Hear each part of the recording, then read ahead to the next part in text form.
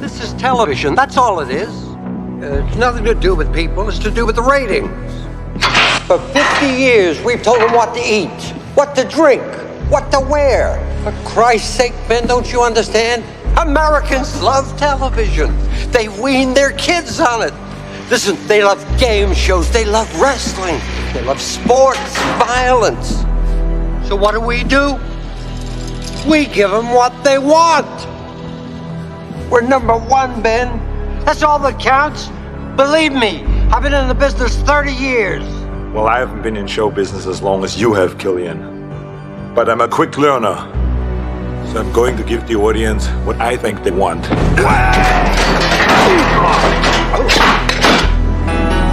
It could revolutionize the way we travel. Imagine Los Angeles to San Francisco in just 30 minutes, half the time it would take in a plane. That's the vision of Elon Musk and the Hyperloop.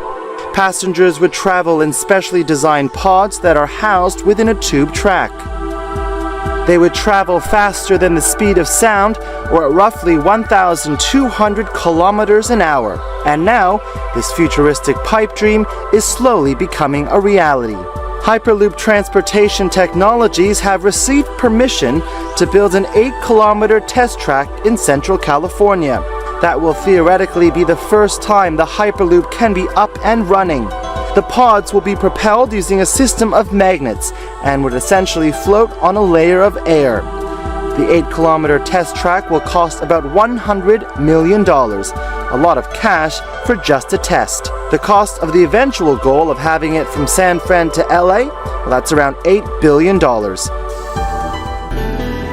You bastard! Drop dead! I don't do requests.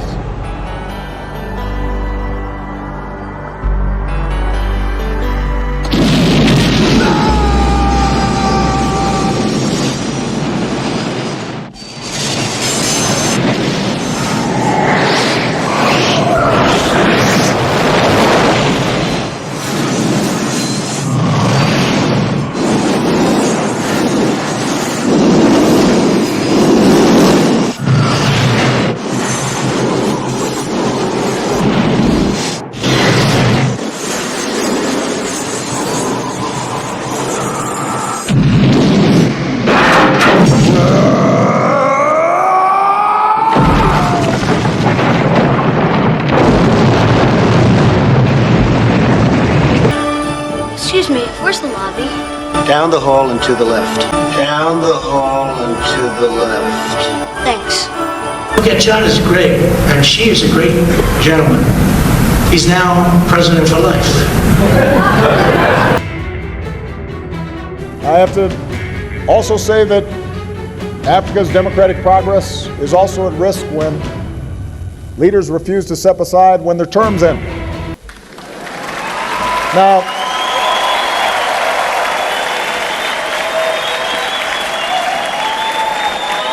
Now,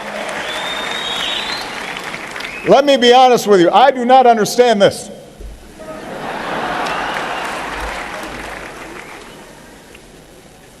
I am in my second term. It has been an extraordinary privilege for me to serve as the President of the United States. I cannot imagine a greater honor or a more interesting job. I love my work.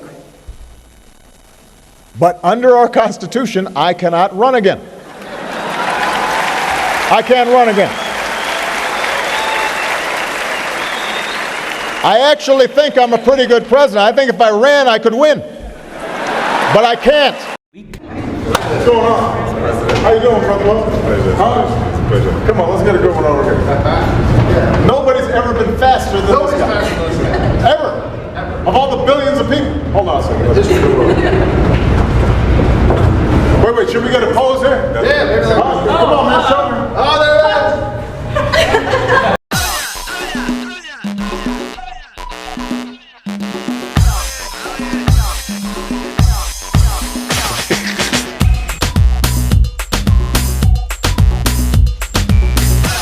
I love DJing. I love music. What's your dream playlist?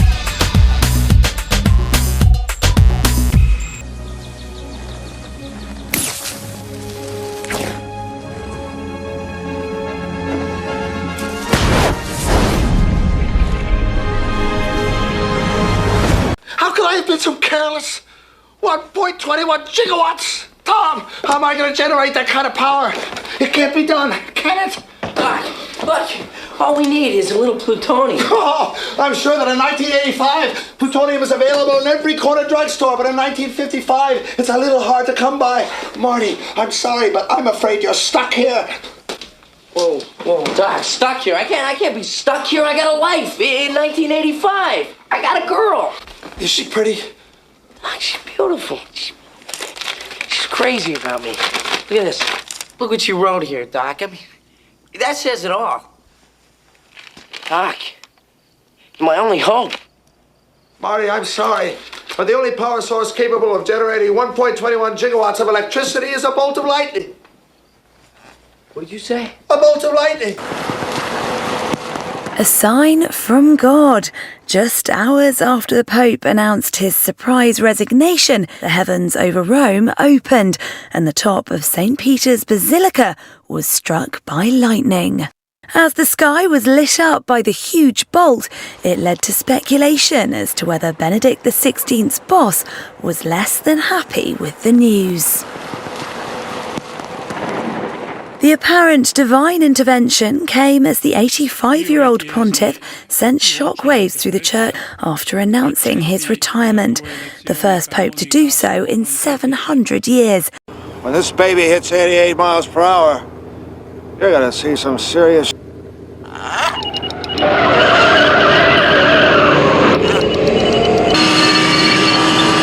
Pope Francis turns 88, becoming the third oldest pope still in office. Only Pope Leo XIII, who reached the age of 93, and Pope Agathon, a 7th century pope who supposedly lived to be 102, are ahead of him. Pope Benedict XVI died at the age of 95, but had left office at 85. Physically, Pope Francis moves around much more in a wheelchair. Professor Charles Xavier, also known as Professor X, co-created by writer Stan Lee and artist Jack Kirby. Here are 5 facts about him. 1 is the founder of the X-Men. He is a mutant of extraordinary telepathic abilities, which allow him to read, control, and influence minds. 2 Charles Xavier was born with these powers, but they grew stronger as he aged. 3 He is often depicted as a wise, compassionate, and visionary leader who believes in peaceful coexistence between humans and mutants. 4 Xavier established Xavier's School for Gifted Youngsters in New York, where he mentors young mutants and teaches them to harness their abilities for the betterment of both mutant and humankind. As a graduate of another great Jesuit institution, Xavier University, I have great affection for the value and purpose of a Jesuit education. Hey, welcome to Xavier University. And before you watch us at the big dance, these are the first 4 things you should know about us. But first, let's get one thing straight. It's pronounced Xavier, not Xavier. Xavier is located in Cincinnati, Ohio. But our student population of 5,500 draws from 48 states and 37 countries. Xavier is a private Jesuit Catholic university and the 6th oldest Catholic university in the country. Besides our awesome basketball team, Xavier is known for its strong pre-med program and being a military-friendly school with several prominent military-affiliated alumni. We actually have 2 mascots, D'Artagnan, or Dart for short, and the Blue Blob. And we're the only D1 school that starts with an X. So on that note, let's go X! As dignitaries and guests gathered on the White House South Lawn, the Pope stepped out of the Vatican Embassy in Washington to greet throngs of the faithful and well-wishers. A short time later, the President and Mrs. Obama greeted the Pontiff at the White House with a formal welcome. In his remarks, the President told the Pontiff that the excitement surrounding his visit to the U.S. was attributable not just to his position as Pope, but to his unique qualities as a person. You remind us that in the eyes of God, our measure as individuals and our measure as a society is not determined by wealth or power or station or celebrity. On September 23rd, 63 BCE, Augustus Caesar, the first Roman emperor, was born. He rose to power after Julius Caesar's assassination, defeating Mark Antony at the Battle of Actium in 31 BCE. This victory ended the Roman Republic and ushered in the Pax Romana, a remarkable 200-year period of peace and prosperity across the empire. Here's a fun fact. Augustus was a master of propaganda. He cleverly presented himself as a restorer of the Republic while holding absolute power, winning over both the Senate and the people. His reign not only expanded Rome's borders, but also transformed it into a cultural hub, fostering art and literature. But despite his successes, Augustus faced personal challenges. He struggled with health issues and even exiled his daughter Julia for moral reasons. When he died in 14 AD, he was declared a god, leaving a legacy that shaped Western civilization.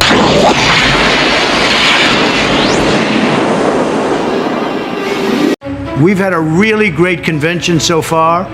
It's all about glory and success and making America great again.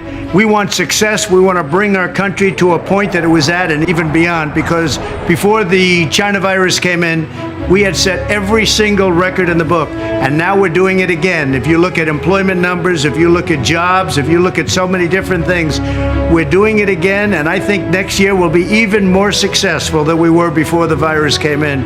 So I just want to thank everybody. It's been an incredible week. This is an incredible party. This is a party of optimism and strength. It's an honor to be representing the Republican Party, the party of Abraham Lincoln. And if you want to help, text vote to 88022. My team will send you everything that you're going to need to vote and secure your ballot so we can make America great again. It's happening faster than we even thought.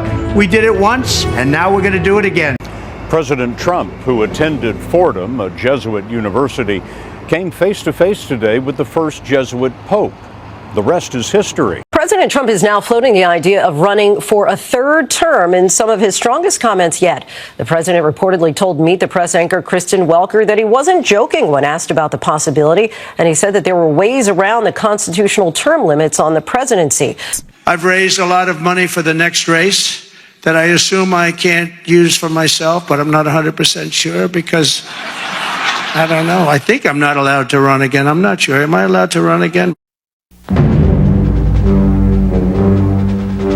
In the year 2017, an innocent man accused of a crime has a choice: hard time or prime time. Sensational. Perfect contestant. I want him. He must pay or play the running man. On your mark! I'll be back. Go! He has come once, twice, and this is the third visit, but as the leader of a global superpower. But President Barack Obama says he will be back. Here's what I can guarantee. I'll be back. The next time I'm back, I may not be wearing a suit. The highest rated TV show in history. Guess they want us to stay. It's a game between life and death.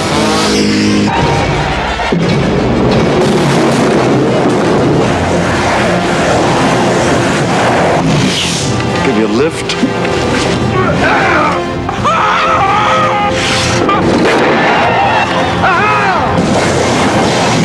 Arnold Schwarzenegger is the running man.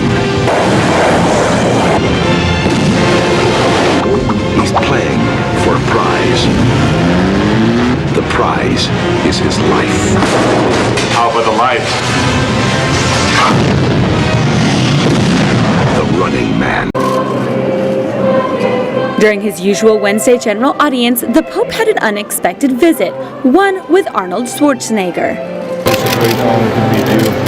I wanted to come here and say thank you very much for protecting the nest, and we must communicate in what is not only about climate change, but about how many people die every year because of pollution. 7 million. Thank you very much. Thank you. Thank you. As a follow-up, the actor and politician gave Pope Francis a book called California, the Golden Land of Promise. When giving the Pope the book, he said he hopes they can solve this problem once and for all. In return, Pope Francis gave him and some of the people with him the medal for the Jubilee year. Another person in the visiting party gave the Pope a jacket called Cowboy Blazer, complete with fur and a picture of cowboy boots. After everyone had the chance to meet Pope Francis, the group briefly said goodbye and continued on their way. Thank you for your time. Simply put, this country and this world benefit from your commitment to Jesuit principles, to being men. What you know now, do you wish like you had a third term? And I used to say, you know what, if I could make an arrangement where I had a stand-in, a front man or front woman, and they had an earpiece in, and I was just in my basement in my sweats looking through the stuff, and then I could sort of deliver the lines, but somebody else was doing all the talking and ceremony. Wow. I'd be fine with that.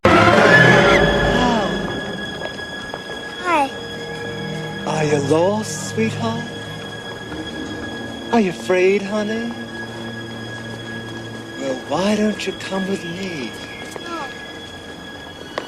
All right. I'll sing you a song till your mom comes back. God is in His holy tongue. Earthly thoughts, be silent now. There's a crisis in the White House. What's the crisis? And the president's top advisors have been called together. Oh, jeez. The sexual misconduct occurred inside the Oval Office. With the election only days away, how much will this scandal affect the outcome? Do you think our democracy is at risk in this election? I think that it is. I always keep saying democracy is great, of course, but democracy people take for granted. It's a word that some people don't even understand. They take it for granted. It's about right and wrong, period. The guy's a monster. He is beyond wrong. It's so frightening and scary, and he's dangerous. We got to get rid of him. It's almost like he wants to do the most horrible things that he can think of in order to get a rise out of us. I don't know what it is, but he's been doing it, and it's scary. Are you? Excuse my French. I'm going to say one thing. Trump. The president spent the weekend pressing the flesh. He wasn't campaigning, he was dating, actually. Now, Washington's top spin doctor. We can distract the press for 11 days till the election. I think we got a chance. But first, do you remember Robert De Niro? The tough guy who played Raging Bull Jake LaMotta and Goodfellas wise guy Jimmy Conway? But lately has become a weeping, shrieking victim of Trump derangement syndrome? Well, check this out as Trump himself, or, okay, maybe someone just doing a Trump impersonation, confronts De Niro in New York earlier this week. Bobby, it's your favorite president. I forgive you, Bobby, for being such a loser about the election. It's not your fault you were born with a low IQ. It's not your fault, Bobby. Believe me. We can't afford a war. We're gonna have the appearance of a war. But he can't pull it off without Hollywood's top producer. Do I know you? We have some mutual friends in Washington. Why come to me? We want you to produce. You want me to produce your war? Not a war, it's a pageant. We need a theme, a song, some visuals. We need, it's a pageant. New Line Cinema presents. How close are you to this? What do you want the kid to say? All the spectacle. I know we're all concerned for the president. I know we're all concerned for the president. I know that we are all concerned for the president. He didn't sell the line. Bobby, your favorite president won. Kamala lost. She lost so strongly. You were wrong. You're a loser. You're a total loser. This show sucks. You're going to get low ratings, Bobby. You're going to get low ratings. Raging Bull? More like Raging Bull. Well, you know where I'm going with it. All the drama. The president's going to go to war with Albania in about 30 minutes. Albania's hard to ride. These are chips. We need it for the armed position on the screen. It'll be a kitten. We'll punch it in later, right? And all the effects of real war. Okay, put the village behind her. Give me some sound of screaming. Without the casualties. America has seldom witnessed a more poignant picture of... They used the same process with the last Schwarzenegger movie. You're the man. Albania, Albania. And I'll be honest with you, I'm looking forward to life after being president. I won't have such a big security detail all the time. It means I can go take a walk. I can spend time with my family. I can find other ways to serve. I can visit Africa more often.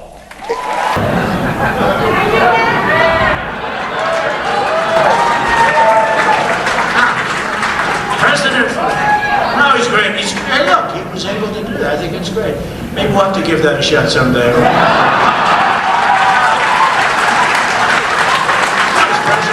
He's the most powerful president in 100 years, person in the 100 years in China. It's great. And he treated us tremendously well when I went over there. In 4 years, you don't have to vote again. We'll have it fixed so good you're not going to have to vote. He said it 3 times. Now, the Harris for President campaign releasing this statement after the former president's speech tonight, saying, quote, America can do better than the bitter, bizarre, and backward-looking delusions of criminal Donald Trump. Vice President Kamala Harris offers a vision for America's future focused on freedom, opportunity, and security. That rhymes. I can't believe that we forgot a hero. It was like we sent him the Christmas card and we left out the fruitcake. There you go. Sergeant Schumann, if I may, welcome to history. How are you? Anybody want a beer? Because I could party. When it's cooking, it's cooking. From Academy Award-winning director Barry Levinson. When this goes national, I get to put it on my resume? Actually, no. What could they do to me? Take him home to your house and kill you. Academy Award winner Dustin Hoffman. This is politics at its finest. Academy Award winner Robert De Niro. How would you like an ambassadorship? That's my payoff. Hell, I just do it for a story to tell. Oh, no, you couldn't tell anybody. Listen, I'm just kidding. No, I mean, you couldn't tell. No, it's just it's a pageant. It's a pageant, that's what it is. Wag the dog. When the fit hits the shan, somebody's going to have to stay after school. I'll be back. You've been back enough. I'll be back. You could use the media to scare the people into supporting policies that are against their interests. I know this is hard for you Americans to imagine, but please try. Can you hear me now? Yes, we can. Good. Can you hear me now? Yes, How do you build America's largest wireless network? Can you hear me now? Yes, we can. Good.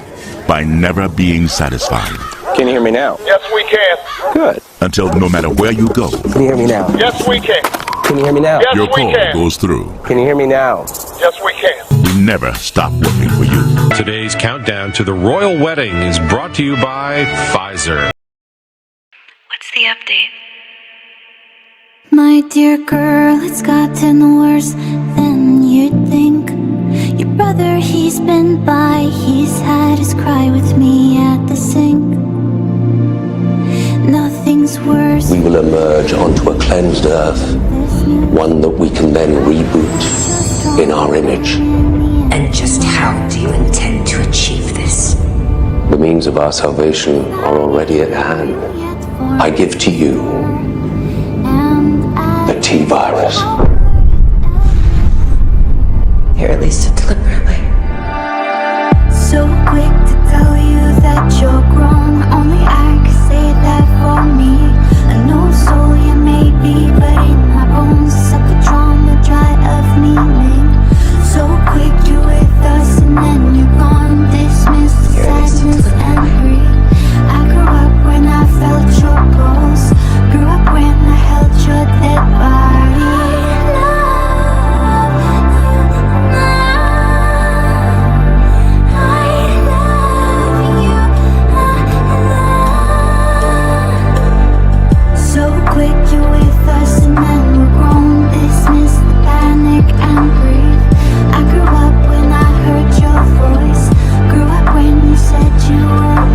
Look at what they're bringing into this sea of cells, a virus.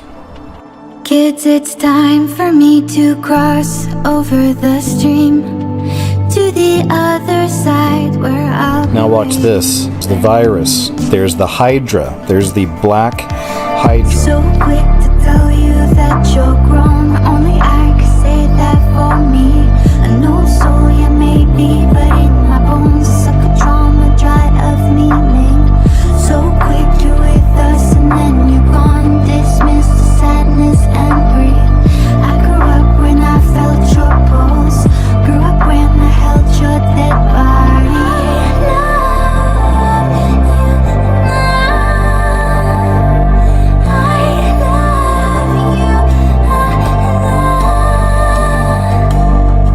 So quick you're with us and then we're grown. Dismiss the panic and breathe.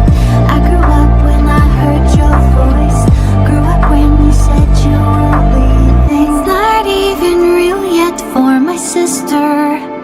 And at her age, how could it ever be? Fueled by the media, fear and panic spread quickly, fracturing and dividing the country until at last the true goal comes into view. Imagine a virus, the most terrifying virus you can, and then imagine that you and you alone have the cure. But if your ultimate goal is power, how best to use such a weapon? They're using this orchestrated ruse to convince the public to accept Big Brother-type controls. And then they will intentionally reduce the mass of the world's population. Mass genocide on a scale never seen before. There are a mass of ways they could introduce population slaughter. More staged events, orchestrated and maneuvered conflicts, and the use of bioengineered diseases. Vaccines. It could come in vaccines. It'll be done in a barbaric fashion using draconian methods, and this global holocaust will probably come out from under the flag of the UN. I can almost imagine us being frog-marched away from our homes in a martial law kind of way. They created a flu that sparked the demand for a vaccine that doesn't work. After everyone in the country is vaccinated. And the world? He'll have murdered millions. Nope, you don't have it. We need to go now before that vaccine ships and more people die. Your father created a world-changing, not world-ending, a world-changing, world-improving omnivirus. And we have taken that virus and embedded it in the vaccine of this Stearns flu. I knew it. I knew it. He created a panic and now everybody's begging for the vaccine. No. Demanding it. With all the entitlement of a first world country. Yes. And now we have exactly what we want. Hundreds of millions of Americans lining up, offering us their arms, and letting us give them our creation. And how about this? Former President Trump breaking some news over the weekend, revealing he received a COVID booster shot. NewsNation correspondent Evan Lambert live for us in Washington. So, Evan, this isn't necessarily surprising, but the reaction from some of the former president's supporters was interesting, to say the least. Nicole, former President Trump not only saying that he was vaccinated, but he got his booster shot, and that reaction, it was mixed and immediate from some of his staunchest supporters. This as he was sharing the stage with former Fox News host Bill O'Reilly. This was at a live studio audience over the weekend in Dallas. Watch. Both the president and I are vaxxed, and did you get the booster? Yes. I got it too. Okay, so... Don't.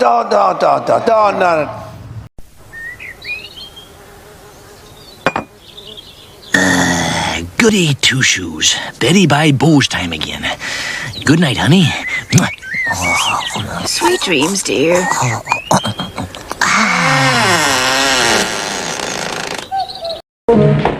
You enjoy playing mother, don't you? Someday I'm going to be a real one. And I want a large family. 10 at least. 10?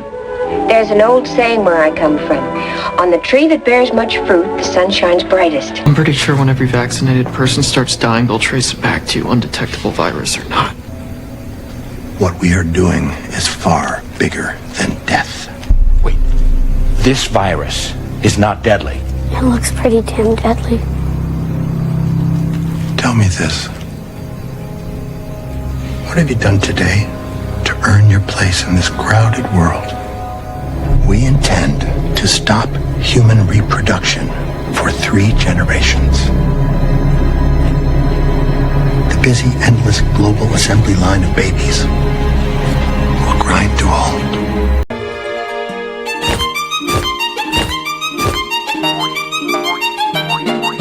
I am the very model of an ancient Roman emperor. I overspend and overtax and overthrow my treasurer. I marry family members from my cousin to my stepsister. I'm always right, I'm never wrong, just as this neutral senator. That is correct.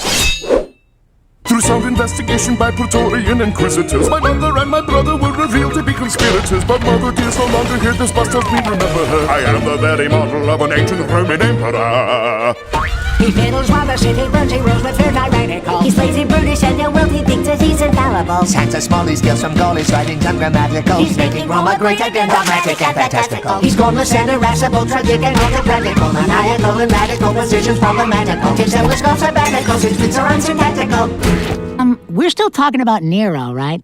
He's a narcissist, a petulant, unscrupulous embezzler. He is the very model of an ancient Roman emperor. And where do you come from? My people are farmers up north. Papa wasn't too happy about my going off to work, but we needed money to expand the farm, so that's why I'm doing this. But frankly, Professor Boyd, I don't see why you are. Well, it's fairly simple. A lot of people think they're born better than others. I'm trying to prove it's the way you're raised that counts. But even a monkey brought up in the right surroundings can learn the meaning of decency and honesty.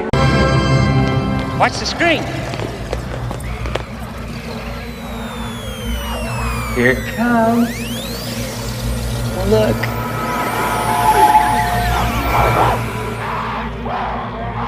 Take it. It's just a picture on a screen. Scaredy cat. You take it. Go on. Just reach out and grab it.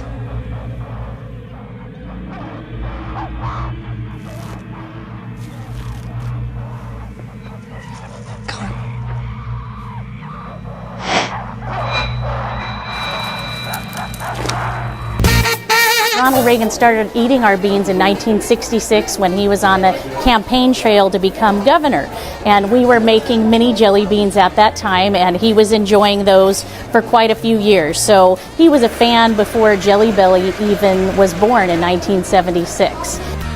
We were supplying the President of the United States, who was giving jars away not only to the people that visited his office, but all the heads of states of the world. I spent for 8 years about once a quarter. I would go to the White House to make sure that they had all the beans they needed. So it was a great, wonderful experience, and it still is today. We support everything we can as you look around the office here in relationship to President Reagan. That's a fine thing to do. I'll be right back. You won't be afraid. No.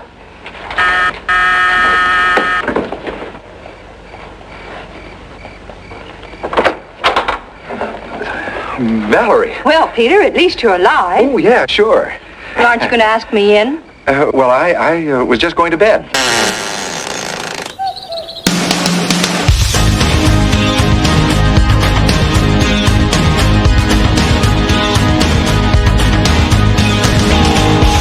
I must have dreamed 1,000 dreams. Been haunted by a million screams. But I can hear them marching feet. They're moving into the street.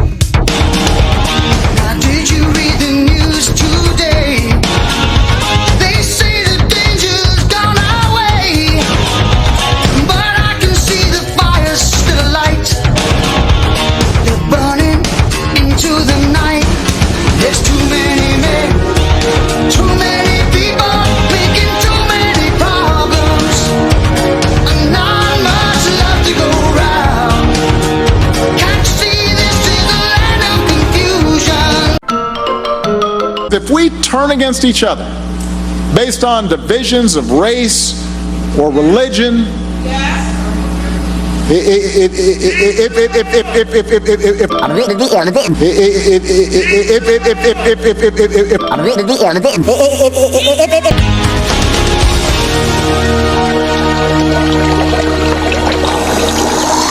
Morning, dear. Hey, Nance, what a terrible dream. I I'm parched. That's better. I could use another one of those.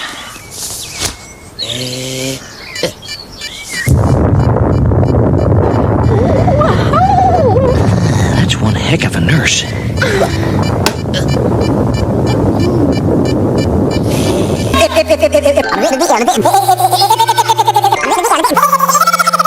Come on, try getting it out. That's all, folks.